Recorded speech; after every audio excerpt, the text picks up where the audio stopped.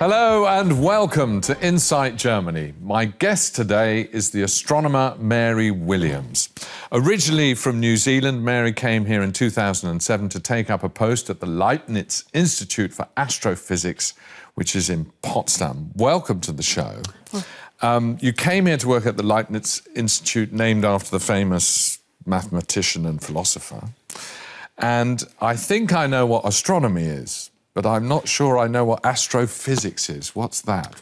Well, astronomy is the study of observing the heavens. In astrophysics, you actually try to take those observations and understanding the underlying physics underneath it all. And do you go into the past then with looking into things? Well, every time we look at the stars, we're looking at the past because it takes a bit of time for the light to get to us, you see. And the further away things are, the more in the past that you're looking. OK. And I said that because one of the things you discovered and got a prize for was you found a galaxy that had been swallowed up by our galaxy. Now, we won't go into that quite yet, that's quite complex, but basically, what's a galaxy? OK, so a galaxy is a collection of dark matter, stars, gas and dust. And our galaxy is called the Milky Way, and it's a collection of about 100 billion stars. 100 billion stars? Yes, and each one, well, different sizes, shapes, sizes, compared to our sun. So our sun is a star, let's not forget that as well, just grounded in the basics. And how many galaxies are there? Without number. Oh, I see. We don't know. Well, they're just billions and billions and billions and billions. Billions and billions of galaxies, and in our galaxy there's billions of stars. Yes. So it's pretty big out there. It's pretty big. We're all pretty insignificant, so, yeah. Now, why did you come to Germany to work in astronomy then? Well, because I did my PhD in Australia at Mount Stromlo Observatory and was involved with a project called RAVE there, which stands for Radial Velocity Experiment. And RAVE is an international collaboration, but the two main institutes are in Australia, is where it's observed, the stars, the observations are made, and in Germany it's led by the leader of the institute, Matthias Steinmetz, so that's why I came here. Another reason I asked is your observatory in Australia was in the middle of nowhere, and presumably you can see the stars better. Yes. And yet you're in Potsdam, which is just outside Berlin. That's and correct. Isn't there lots of disturbing light when you're looking through the telescope? That's right. I was just saying the other night that it's a bit sad that I come all this way to study the stars and yet I can't really see them here anymore because the light pollution is so much that you really... Well, you can just... If you just go out into the countryside, you can see the stars a lot clearer. You can see the Milky Way. But the southern stars are a bit more interesting, in my opinion, because you've got the Magellanic Clouds and things like that. So the Magellanic Clouds are these two little galaxies that are flying by our own galaxy, and you can see them just with the naked eye in the southern hemisphere. Well, in the northern hemisphere, you have Andromeda. I was going to say, this is in the southern hemisphere, isn't it? Let's show our first picture. You sent me this picture, and it's a beautiful picture of the countryside in New Zealand. That's right. And I believe... this is where your interest in astronomy started? That's right. That's right. So a friend of the family's owned a farm about 2 hours south of Auckland in Raglan, and this is a picture from the farm. And we used to go there every holiday when I was a child, and the night sky at the farm was brilliant. It was so full of stars that actually I couldn't see the constellations. I actually had to come back to the city to make up the constellations because there were so many stars that the constellations got kind of, you know, obscured by the number of stars that were there. They were so, like, you know, big, fat, mothy stars. Like, you know, they're really fat and blurry. That's what got you going. Because, I mean, I've seen the stars from the desert, and I was amazed. I must admit, it is completely different from sitting in a city, you know. But it didn't start me off to be an astronomer. What sort of was the connection? You saw these beautiful, but then did you start being interested in the mathematics of it, or what? I've always been interested in mathematics and science and chemistry, physics. Those were always my sort of thing. And I guess with astronomy, I was kind of enchanted by the beauty of it all, but also because of the grand scale of things. I really like big things, you know, like galaxies, mountains, that sort of thing. So, you know, the scale of things really enchanted me. Mm. And is Germany a leader in this field? Absolutely, yeah. Germany has a lot of institutes. I mean, you've got the Max Planck Institutes, and Yeah, is a very, always well represented. It must have been quite daunting, though, coming here in 2007, because I do know you didn't speak a word of the language, did you? No, not at all, yeah.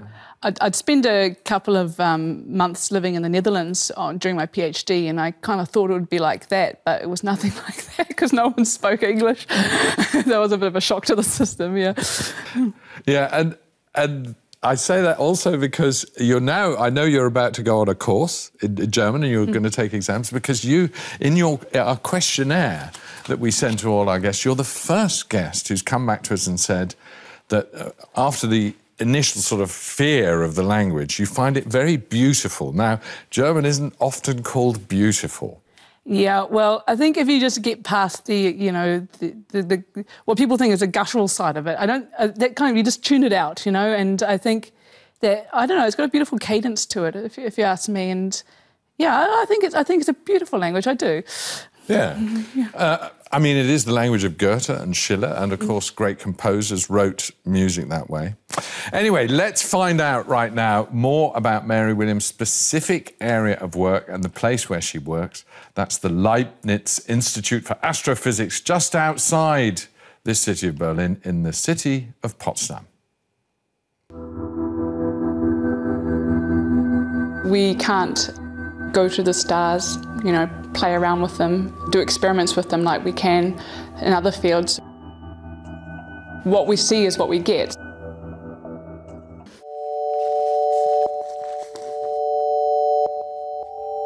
It is great working in a place which has a lot of history. I mean, where Einstein would have been around as well. These beautiful buildings here with the historical telescopes.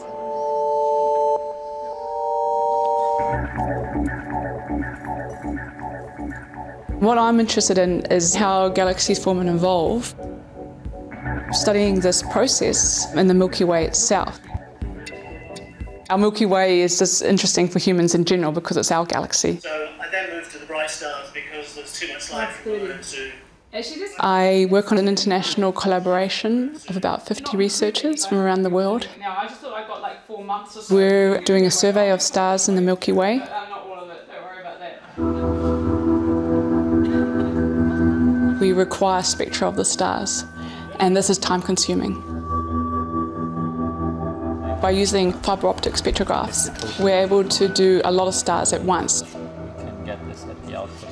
Galaxies form via a hierarchical process where little galaxies merge together to form larger galaxies.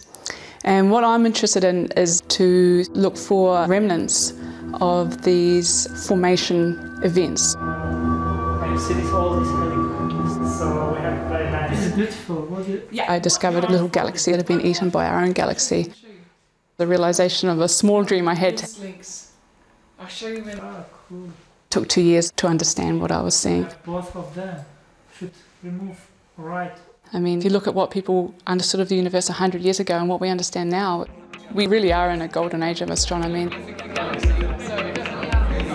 The 2011 Nobel Prize went to astronomy. This was very exciting for all of us. It doesn't happen so often. No, prizes aren't so important to me. I'm much more of a curiosity person. I'm happiest when I'm just working on a problem, trying to figure it out. We're all trying to understand our place in the universe and trying to understand why we're here. And by studying astronomy, I'm contributing to that knowledge,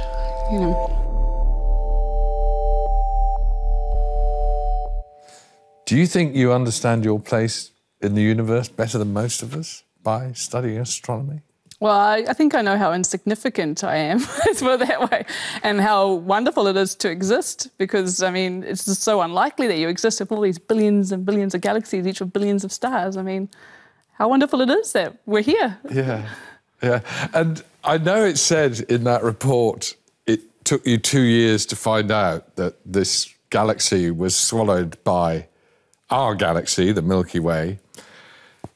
Can you tell us how you found that out in sort of half a minute? No. I mean, how do you find out those sort of things? Okay, so we were observing stars. Okay, so this rave survey, we took the light from the stars, and by using this light, we were able to tell how fast the stars are going towards or away from us. And I was able to find a group of stars that shouldn't have been there, basically. We have our models of the galaxy, and we know how the velocities, the speed should be, and there was an overdensity, a group of stars that shouldn't have been there.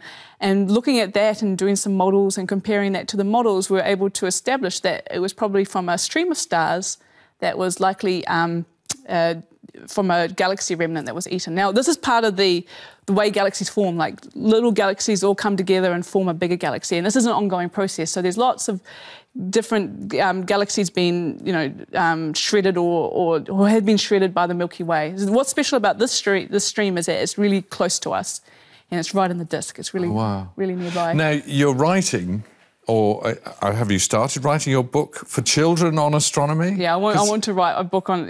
it's surprisingly difficult to write a children's book, but yeah, I want to explain basically our place in the universe. That's my idea. I want a book that someone picks up, and an adult and a child, within 10 minutes, they understand things. Because a lot of the children's stuff on astronomy only stops at the solar system. And the solar system is only the beginning, really. So and do you think you can... I mean, I'm understanding what you're saying today, because I'm a child when it comes to astronomy. So do you think you can do this, explain it further for the kids? OK, so we'll start with the solar system, because everyone's familiar with that. We've got the sun at the centre, big ball of gas. We've got the Earth is the third rock from the sun. And then there's 8 planets. Yeah, the third rock from the sun. That's great. Yeah. And there's about 8 planets, because Pluto's been demoted. We won't talk about that.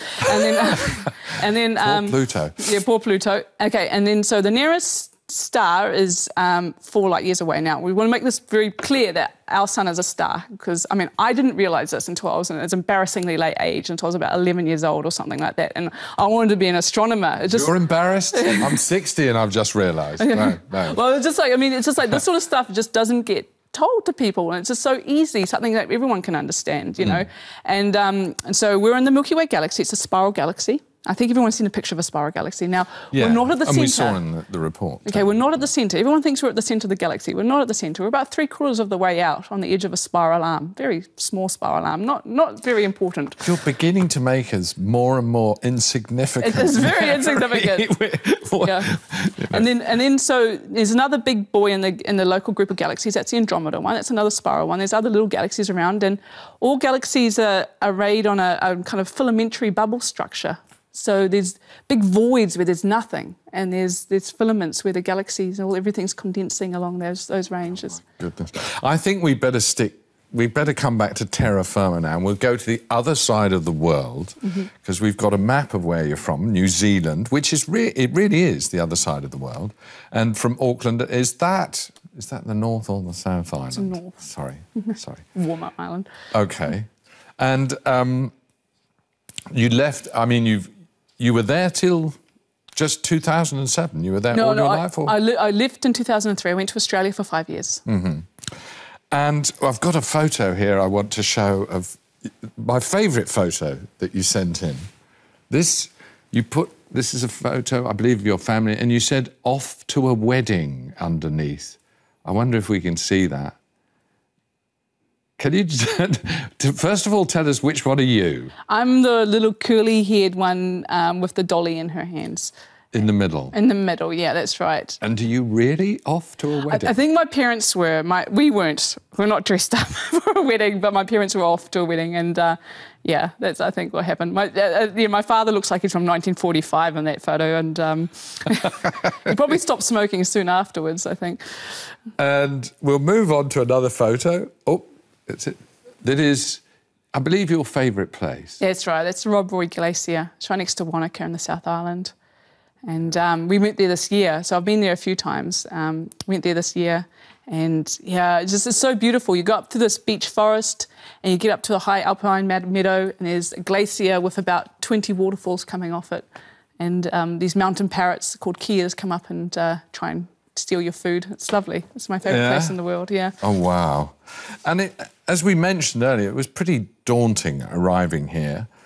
But what has changed all that? Because I think we can reveal now you've become a mother. You've been here 6 years. In that time, you've not only discovered amazing things in astronomy, but you've become a mother, and you have a little baby, Lily, who's now a year old. So you started a family. So this is from arriving quite daunted, you've settled here. That's right. So I met my partner in Australia doing, we did our PhDs there, and so... He's German. He's German, yeah.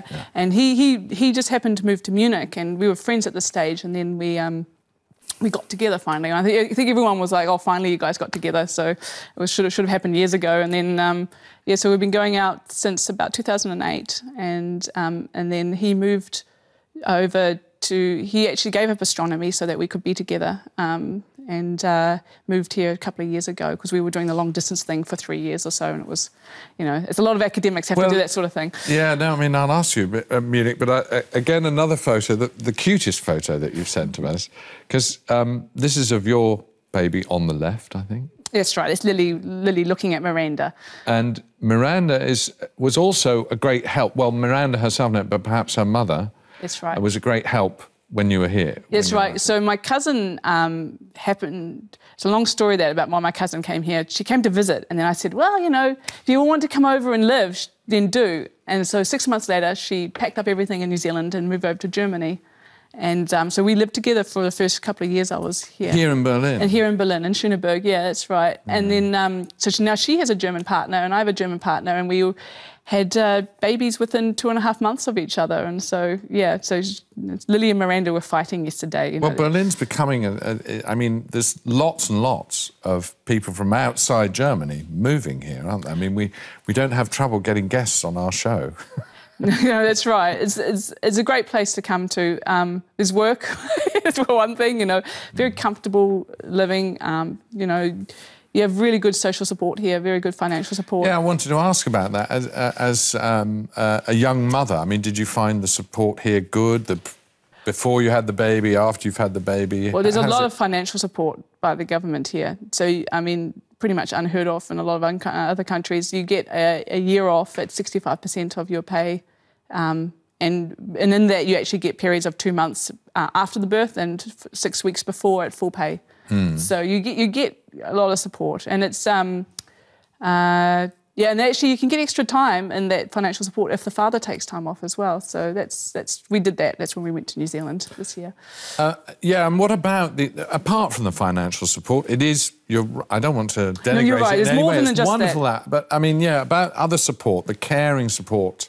Yeah, well, there's a lot leading up to birth and... well, yeah, they did very good... We had a very fantastic midwife, and you know, it's been really great. You know, I think I haven't met the other side yet, which is when you go back to work. I hear that there are a bit more problems when you are back at work because it's a bit harder to combine family life and your work life, because I mean they kind of you're expected to be the mother on the mummy track. Then I think in Germany I've heard of this, but my institute is quite happy for me to go back part time in the near future. So I haven't actually had personal experience of that yet myself, but socially, no, I found it very great. I mean, I have to say that I'm in the expat community here as well, so we have English-speaking cafes where we can go and talk in English with, or do English activities with our children, which is important because we shouldn't be speaking in German. This kind of I'd be teaching Lily an incorrect German if I spoke to her in German. So. Yeah, I mean, but you're a bilingual family. We're a bilingual family. Are you bringing her up? You're intending to. I mean, she's nearly. I think she's nearly 1, isn't she? She's about 14 months. Not really now. sort of fluent in both languages yet, but is that the intention? That's right. That's right. Yeah. So she's learning probably more English at the moment because she's with me a lot of the time. You know, she can say things like squish. That's what she wants to say. Talking about squish, we'll just quickly go back to astronomy because just recently, breaking news, in fact, really, evidently our galaxy wobbles, and you said to me on the telephone when we spoke the other day, it's squishy. Yeah, well, wobbles wasn't probably the right term to use. It sounded better on the... But our galaxy being squishy? Well, OK, so it's rotating, right? But what we discovered with a special class of rave stars, so this back to the rave observations that I was talking about earlier, is that that the motion of the galaxy isn't quite as smooth as we thought it was. There's a lot of up and down motion going on, and things are kind of, it's like, think of like a wobbly jelly kind of going, squishing in and out. It's on a rather large scale. It's a large scale, very large scale. I'm talking about the disk here. Yeah. Yeah, it's a very large scale, and it's very unexpected. So that was what we found in the latest. My latest paper. So back to terra firma once again. Sorry, just when you said the word squishy, it made me think of the thing I'd read the other day, what we'd spoken about. Now, as I said, back to terra firma, your favourite place in Germany is a place called Saxon Switzerland. Do you actually know why it's called Saxon? No, I don't. Saxon Switzerland. I was hoping you did. Sorry. It's called in German the Sächsische Schweiz, which is translated as Saxon Switzerland. I guess it's because the way it looks. I think it's the way it looks, yeah. It's beautiful. It's absolutely gorgeous. I mean, it's probably the most mountainous part that you can get in the neighbourhood of Berlin, which is quite important for us. And we go to visit the Bastei rocks every year. It's an old castle, fortress that was there, and we like to go in autumn, and because of the autumnal colours, it's gorgeous. And you have to catch a ferry to get across there, which is always a bit stressful when you're trying to get the train back. Ferry? Yeah, no, it's like sorry, I thought I knew where it was. It's not an island, is it? No, there's a river, and the river is all of 50 metres across. But I don't think they're allowed to build a bridge because the ferry operators go back and forth all day. And it makes it a bit stressful trying to catch the train back. But in general, it's a beautiful day trip. And it's always very busy with people coming from Berlin. And, really nice hiking in that area. We're intrigued. I think our audience is intrigued. Let's have a look at Mary's favourite bit of countryside here in Germany. It is, I have to say, a very unique part of the country. The sandstone that is the foundation of Dresden's architectural beauty is a gift of nature. Boats once transported the building material into the city, and today, boats carry visitors to the source of the sandstone. The Romantics called the region Saxon Switzerland and used the landscape as a frequent motif in their work.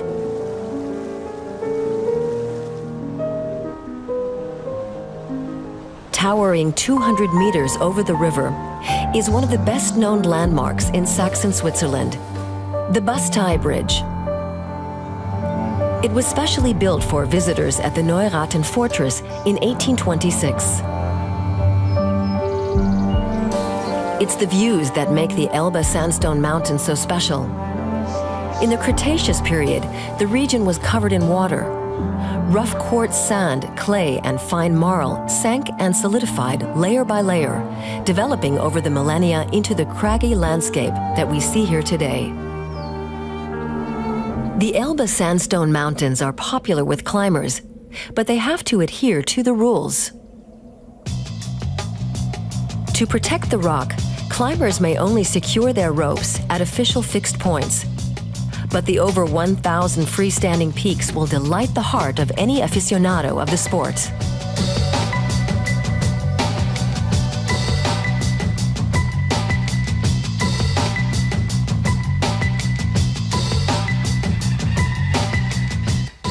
Thanks to the national park status, peregrine falcons have been able to settle here.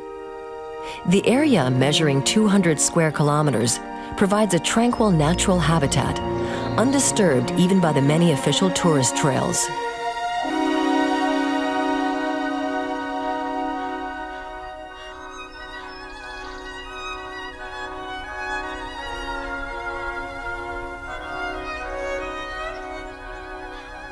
There's much to discover on these far-flung hiking trails.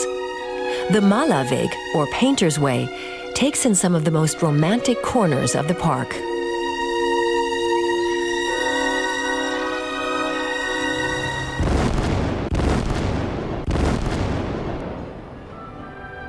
Sandstone is easy to work with, a quality much appreciated by sculptors and restorers. Not only Dresden, but the town of Pilna boasts examples of traditional stonemasonry, attesting to its history as a flourishing trade center.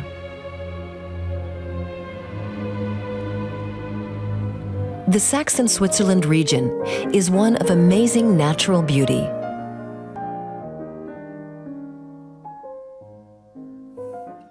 And my guest is Mary Williams, the astronomer, and it's your favourite place. Does it remind you at all of New Zealand, perhaps? I don't know. It reminds me a bit more of some parts in Australia where we do the observations. Has a bit more of that kind of... Yeah, because it just doesn't, to me, look like Germany. Yeah, no, you're right. It's a bit of out of the box, really, isn't it? Yeah. Perhaps that's why it's called Saxon Switzerland. Switzerland, yeah. It doesn't really look like Switzerland. But now you're a fan of the mountains and hiking, I know. But have you ever climbed those rocks? Did you climb? I used to do some rock climbing, but not for many years. I'm much more of a hikey type of person. Less chance of death, you know. Yeah, indeed. And you mentioned about being in Munich, going back and forth for 3 years because of your fella, and this is a picture, I think, of not Munich. But no, it was this is the Alps. That was when we did an Alpine traverse coming down from. I think we're coming down from Switzerland into Italy, and we did. I think it was about a 4 or 5 day traverse there. It was really lovely. Yeah. A few years back, that one. I think I was quite happy then because we were over the snowfields, you know. So I don't like walking on the snowfields a bit more. Yeah. A bit trickier. And Munich. Obviously, you were going back and forth. Munich's much nearer to the Alps, much nearer to that sort of countryside that you love. But you wouldn't settle there? Well, at the moment, my family is in Berlin, don't forget. I've got my cousin here and her family, and it's a great international community in Berlin. We have toyed with the idea of moving to Munich because it is nearer the mountains, and it is a lot easier to get down to other parts of Europe. But it's just, we're settled here for the moment, I guess. The only thing is that Berlin, I think the winters might drive me out there. They're pretty harsh in Berlin, you know. Where 4 or 5 months and everything shuts down. But they're pretty harsh in Munich, aren't they? It's a bit fresher, though. Somehow, you know, not quite so, you know, it's not quite as far north, I think, you know, that's the thing. You don't get the black ice that lasts for 2 months in Berlin that I find quite difficult. And do you find for expats as well, Munich is... I think it's got quite a strong expat community as well, but I think Berlin is probably a bit more international. And I think that's quite important for me at this point in time because I'm trying to raise Lily bilingually, so that's kind of, you know, we have to have that side as well. Yeah. But on a day like today when it's all, there's lots of fog and mist around today, you certainly can't look at the skies, or can you, actually, with these powerful telescopes? Well, you know, not in the visible range. No, you can't. No, okay. Yeah. But I don't think that there's much observations done on the way around Berlin these days, so, yeah. And anyway, you're a full-time mum at the moment. I want to come on to a couple of things from the questionnaire. You said you love Munich, the Alps, but Berlin is great for expats. We've had that. But your favourite German word, I was quite interested.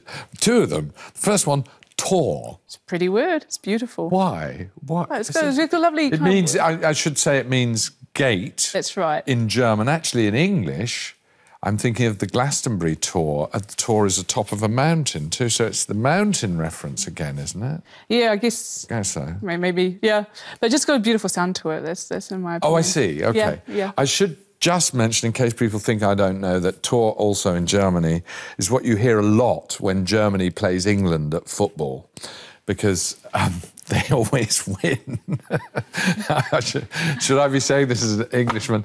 And the word for goal in German is Tor. Oh, I didn't know that. OK. Did you not know that? No, I didn't. Well, perhaps our audience did as well. The other word you mentioned as your favourite German word is schickimicki. Yeah. The first time I heard that word, it was in referring to Munich, and they didn't have to explain what it meant. Well, I understood. It means kind of posh, or, you know, or that sort of thing, I think. Well, do you think schickimicki... I don't know, actually, whether it's originally a German word. I think it's very onomatopoeic, really. Yeah, it is. Schickimicki. Yeah. But do you think that the Bavarians are more... They're definitely more schickimicki than they? In Berlin, I think Yeah. so. It's a lot, I mean, it's a bit more affluent, and Berlin's very down to earth. That's what I like about Berlin. That's very true. That's very true. And I think that may be the big difference. Now, your favourite German film, and a number of our guests have put this, I must say, but you did make me laugh. Well, I'm going to embarrass you now. Your favourite German film is Das Boot. Mm-hmm. And you did think it was something else before you went to see it, didn't you? Yeah, well, Because it's spelt B-O-O-T. Yeah, I was watching it. It was a German flatmate in Australia gave it to me to watch, and I was watching. I was 2 hours in, and I constructed this whole theory about why it was called the boot. I thought, you know, they're going to Italy, it's shaped like a boot. And I just remember the moment where she explained to me, she went, the boat. And I was very embarrassed. Oh, now I've said it. Yeah, but surely most of the... Hadn't you realised you were 2 hours into this thing which took place in a submarine? Yes, well, it's a submarine, it's not a boat. Ladies and gentlemen, this is one of the world's top astronomers. Yeah. Sorry, we'll move on. Trade-free Sundays. I know you like those, and that's something... I'm with you there, by the way, completely.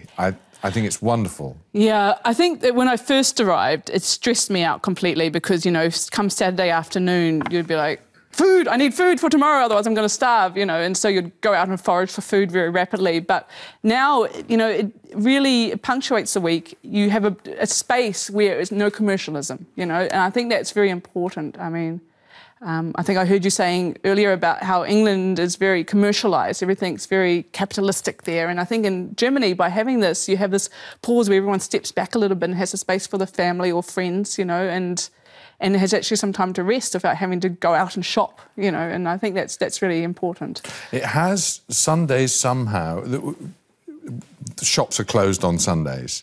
Around Christmas time, they do have special concessions. But it has a different dynamic somehow, isn't it? You see people walking in the park, I mean, not rushing along the street to the next shop. Yeah, well, you always go do your cafe, you know, coffee and cake on a Sunday afternoon after a walk, you know, which you earn by walking, and so it's kind of a nice little part of the week. I look forward to it, you know. And you put down an interesting one for great culinary achievement here, because you put down beer. Yes, I like the German beer. I can't drink too much of it at the moment, but because of the little lady. But but they have a very good alcohol-free beers here though as well. And yeah, my favourite is Schneider Weiss beer. Oh, it's lovely. But I believe you weren't introduced to German beer in Germany. No, I was in New Zealand. I had a Bavarian master supervisor, and he took us along to a beer house and sat me down and said, now you're going to taste the best thing in the world. And indeed it was. Yeah. And I should say, you said Schneider Weiss. This is a Weizen beer, yeah? This is a wheat beer. Yeah, my favourite. That originally wasn't part... They have a very famous thing here, the Reinheitsgebot, the German beer purity law. It wasn't within it because you had to have water, hops and barley. And it's been sort of loosened over the years. And now... this Weizen beer, this wheat beer, I've noticed it's on sale in England. You obviously have had it in New Zealand. It's obviously around the world. That's right. Yeah. Although it's you know, it's about 10 times the price in New Zealand than what it is in Germany because it has to go all that way, you know. Well, yeah, OK. Anyway, this country is, of course, famous for its beer and its breweries. There are over 1,300 breweries and more than 5,000 types of beer in Germany. So Mary's got a lot of time to try them out when she can have a drink again. Not many people know that it was women who brewed the beer, actually, back in the Middle Ages, and today they're making something of a comeback. A common image of beer is of men raising mugs of the frothy brew. And to those who say there's nothing less ladylike than beer, well, times are changing. Friederike Strate of Detmold is living proof that babes can brew too. Together with her sister Sylvia, she's part of a team that runs a thriving brewery. Friederike is the 5th generation of her family to brew. The small traditional business employs only 30 people. It doesn't advertise. Traditionally, the beer was made for regional consumption, until recently. Now it's in demand across Germany. An online beer tasters club crowned the Tusnelda Brew their Beer of the Year. Today, men dominate the brewing industry, but that didn't used to be the case at all.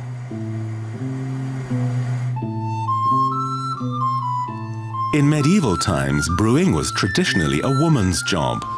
Only the monks in their monasteries competed with the female-made ales.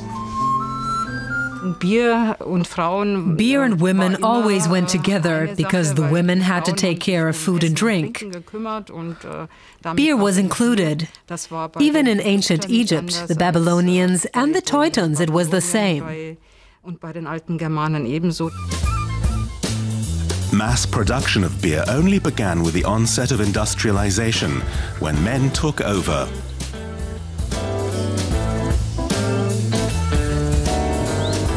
But today, singular, flavorful beers are back in demand.